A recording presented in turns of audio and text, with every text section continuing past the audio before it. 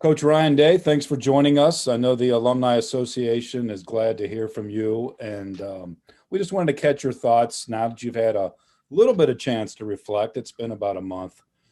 Just what your thoughts were in regards to the whole season, not just the season itself, but everything leading up to it. What was 2020 like for you as a coach and your whole team and program? Yeah, I mean, I guess how much time do you have? It was quite a run, and I think the best thing I did was take a deep breath for a few days and decompress after the game. It was an emotional game. It obviously didn't go the way we wanted to, and so I didn't sleep for about 3 or 4 days. Literally didn't sleep. I couldn't sleep. Going through so many different things and trying to evaluate what just happened. And the further I get away from it, that game, the more proud I am. I'm sticking out my chest a little bit more because, to think back on everything that happened, it's unbelievable the way that we played in that Clemson game, and to kind of avenge that loss and have an opportunity to play for the whole thing. And, looking at that last game, it's kind of hard to evaluate because of all the things that we went through. And Not just no spring, no preseason. The season's canceled. Then we fight to get the season back. Then there's games canceled. There's guys who are out. There's contact tracing. There's virtual meetings. We're shut down. We're not. I mean, it was just unbelievable. And in a profession where routine is so important and detail is so important, things became really gray. And so now we're focused on getting back to work and having a whole season and having a whole spring practice and a preseason and an off-season program to get back to really the edge that we know. So we'll get back to that game. what do you think the players, and probably the seniors or any of the players who are departing, what do you think that the team itself will take from the 2020 experience as a whole? I mean, I talked about this before, that one of the reasons you get into coaching isn't for the money. It isn't for the wins or anything like that, which, so much of this job is, it's about the wins. But what you get into it for is for teaching young men lessons. And that's what coaching's all about. And this year taught us so many lessons. It taught us, how to have a voice. It taught us how to fight for what we believe in. It taught us compassion for those who have had a tough year, and so many lives that have been lost in COVID, and so many other things that happened throughout the country. And it also taught us to handle adversity, and that you may not know what's coming next. And I think that these guys are going to make great husbands, great fathers. They're going to do really well in whatever they want to do because they've learned to work through something, and that it wasn't about them. They didn't know what was coming next, but they just kept working through it. And With that in mind, so many lessons were learned, but I think those were the biggest ones. With that in mind, what do you think the alumni should feel about this particular team? And I'm not talking about wins, losses, how the last game went or anything like that. I'm just talking about everything you just articulated. How do you think alumni of Ohio State should feel about that 2020 team? Well, I don't want to be over dramatic or overstate it, but what these kids went through, people lost lives. There was so many things that happened this year. So again, I don't want to overstate it, but the sacrifice that these guys made was unbelievable. They didn't see their family really since the summer. They were just literally, they'd go home and they'd sit in their room, and then they would, stay in their room all day and Zoom and do their classes. And then they'd come back to the Woody, and it would be really segregated, and we're allowed to do anything, and the social distancing and all those things. There was just so many sacrifices along the way. And then we still weren't guaranteed anything, and still had games taken away, and their emotions were up and down, and it took a toll on them. And I think the thing they missed the most was not having the fans there and feeling that reward for playing well. And that's one of the reasons why they play. So I just think I know I thank them all the time during the season that, and I just really appreciate everything that they sacrificed to have this happen and have this season happen when, they didn't have to fight for it. They didn't have to, they didn't sign up for this, but they did it. And I think they really appreciate Buckeye Nation and the alumni and all the people that support them. What was it like for your family and other coaches' families and everybody in the program, really? Because you think only the team, you don't even think of them sometimes, they're players and coaches. You don't even, almost like dehumanizes it. But What was it like for the families and everybody involved? Yeah, I'll give you the real answer there. I mean, the real answer was, after Thanksgiving, my family was in tough shape. I know that my wife and kids were really looking at each other like, what are we doing?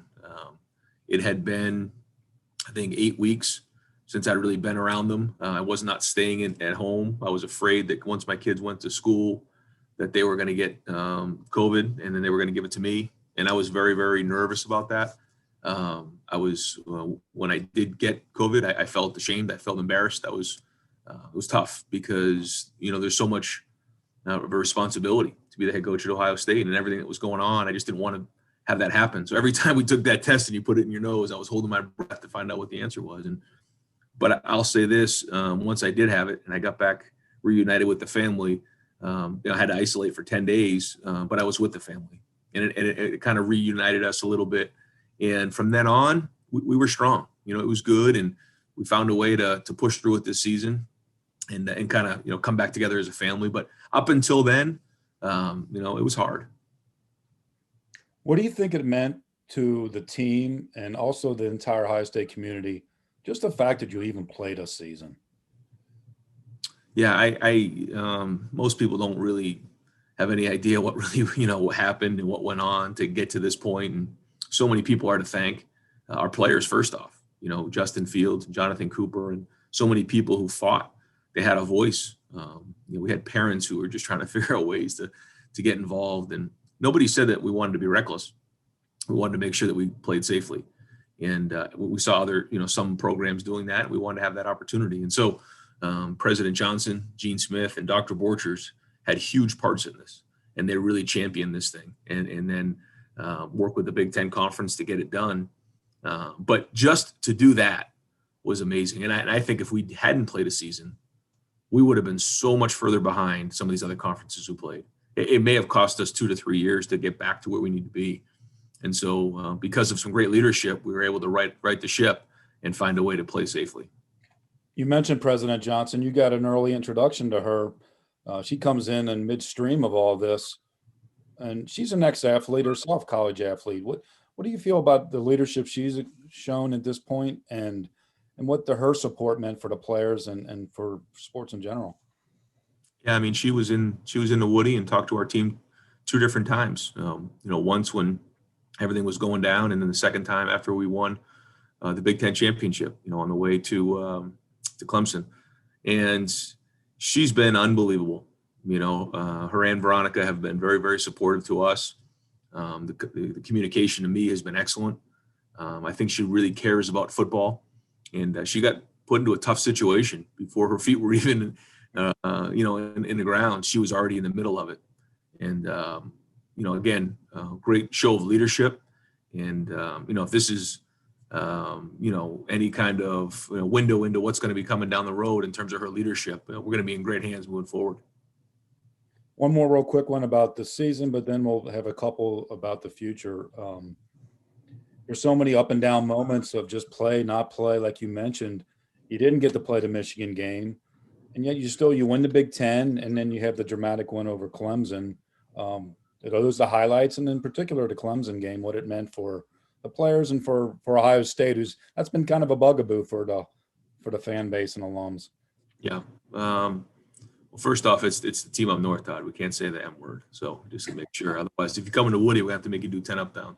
But I can do maybe guys, the guys really, really missed out on that. That's something that we work every day, and it's something we always think about, that rivalry. We can't get anywhere if we don't beat them. And so to not be able to play that game, not get the gold pants, that was a shame. But yeah, we just kept pushing forward. That was kind of the way it was. We knew that game wasn't going to happen, but then the Big Ten allowed us to go play in that Big Ten championship game, which was huge. So the focus quickly went to that. That was a tough week. We lost Chris Olave. We lost Jackson Smith. We lost a whole bunch of guys, I think 5 or 6 starters a couple of days before that game. And that was a good Northwestern team. They were solid, and so didn't play great on offense, but played really good on defense, and that was a big win for us to win our 4th straight Big Ten championship, which for some people I think they take for granted. It's not easy, and so to win that, we enjoyed that, and that was one of our goals. And then And then to get all the things that happened, to get back to play Clemson again, with all the stuff that happened, we had an opportunity to go play them. And while the season didn't lead up to it the way that Clemson's season led up to us, we did 2 different ways to get there, 2 different protocols, 2 different everything. To play the way we did was amazing. It was a magical night. It was just one of those nights that we just had fun. And the kids played with great energy. They played hard. They played tough. And for so many reasons, we wanted to win that game. We know the history with Clemson and Ohio State, and certainly the game that we lost last year. I didn't really want to talk about it much, and a lot of the players didn't want to talk about it, but that one hurt, and it sat with us for a long time. And so to get that win was great. And because of that, I just think of all those great moments. It's hard because of the last game, but that Clemson game was unbelievable. And I'm glad that our guys were able to enjoy that moment when there was a time we weren't even playing. You mentioned the Alabama game already, but and how much that did hurt. But does that lead to a carrot for next year in terms of motivation? What do you take? What does the program take away from that night, which obviously was not a good night for the Buckeyes? But what do you take away going forward because of that game? Yeah, well, I think it goes to show that first off, where we are. I mean, we've been to the CFP now the last 2 years and played really well. Last year, didn't win. Came back, won, got to the national championship. I mean, so at first it shows, kind of where this thing's going, and now into our coaching staff's 3rd year. Yeah, I mean, that's kind of the benchmark, and that's good. That's a good thing. Not that we take for granted any game in our conference. We have a good conference, and it's gonna be hard to win the conference again next year, but take it one game at a time and keep building. But any kind of experience like that you have for players who, even if some of the guys didn't play in it, they saw it, they felt it, they've gone through it, it wasn't new. And so now they have something to go back upon, an experience to go back upon if we can, get back there next year. You mentioned Chris Olive. He's coming back. Garrett Haskett. Several players who could have left decided to come back. What do you think that says about Ohio State? What it says about the culture of your program, and the fact that these guys can be leaders now going forward? Yeah, I mean, like you said, all these guys could have gone out. I mean, Chris Olave, Haskell, there's a whole bunch of them. And, these guys, Thayer Munford would have been, a really solid draft pick early on. But I think that they, 2 things. One, they want to become even more at Ohio State. They want to leave a legacy behind. And I think they understand that this is a brotherhood and they have a chance to be a leader and be one of the Ohio State greats. And they want that. So that's one thing. They're not just chasing money. And then 2, I think they know that another year of development in our program with Coach Mick, another year of playing in our system will allow them an opportunity to be better and more prepared when they do go to the NFL. Obviously, you lose Justin Fields. It's going to be a huge question mark. And every season brings question marks, but Justin was such a talented player. What kind of, as you head towards the spring now, first of all, do you even know if there's going to be a spring game? And, just your thoughts about the things that you have to replace moving forward, starting with Justin, just in general. Yeah. I mean, every year is like this, when we had to replace JT and then we had to replace Dwayne, and now we got to replace Justin. So it's hard because you wish you had these guys for a full 4 years, like we used to have them, but nowadays they have these opportunities that they really, it's hard for them to pass up. So, we're going to go about the business of finding a new quarterback. And the good news is that he'll be young. So we'll have him for a few years and we'll let these guys compete. And, who knows how it's going to shake? The guy that maybe ahead early on, gets replaced halfway through the season. Who knows? Maybe somebody wins it and takes off and runs and he's the starter for the next 3 years. You just don't know with quarterbacks what it's going to look like. But that's like that at so many other positions. We're losing 4 linebackers who really had a huge impact on this program. And so every year you have to kind of retool and regroup and new guys step up. But that's why recruiting is so important. And guys know that when they come here. A couple more and we'll wrap it up. It was such an odd year for so many aspects. Did it in some ways even teach you anything about the passion and support of Ohio State, the alums, everybody that follows this program? Did it teach you anything you didn't already know, or maybe give you a different appreciation for it, even though fans weren't at the games? Well, I think the biggest thing is that we just missed that. That's a huge part of, I think, why these guys love playing here so much, is that support. And there was a void there this year. I mean, a major, major void for our players. and they just didn't feel that feedback that they typically would. They didn't have that opportunity. And so, yeah, I think there's a huge part in there that we just can't wait to get the fans back in the stands and they can feel that support, because there was a time, I got to tell you, most of the season where they didn't feel that at all. They didn't have that support that they typically have. And not that, obviously there was a lot of support in terms of watching the games and pulling for them, but the kids never felt that. They didn't see it. And so, I think it made us appreciate it more and more when something's taken away like that, and looking forward to getting everybody back in the shoe and having some fun. Well, it's going to be great when you get reunited with everybody back in the shoe, and that's this September. I have one final question, and it's a little bit of an oddball one because we're asking all the different alums and people that we interview this question for a project we're working on. But the Ohio State, the university motto is education for citizenship. And I wanted to know what the word citizenship means to you, especially in the time that we're in now. What does it mean to be a good citizen? I think the first thing is compassion. And I think that, if you're a citizen who has compassion for others, and I think now more than ever is willing to listen. I think one of the issues we have right now throughout America is just that people aren't listening enough. They have their opinions, and that's great. But I think we need to listen to each other and concede points and understand different people's points of view. And with that comes compassion. And I think when you can see things through other people's perspective, you can find common ground. And I think that's really, really important. So I think when you talk about citizenship, that's what I think about right now. Coach Day, the Alumni Association, all alums and fans throughout Ohio State's community appreciate your time, and we wish you the best. All right. Thanks, Todd.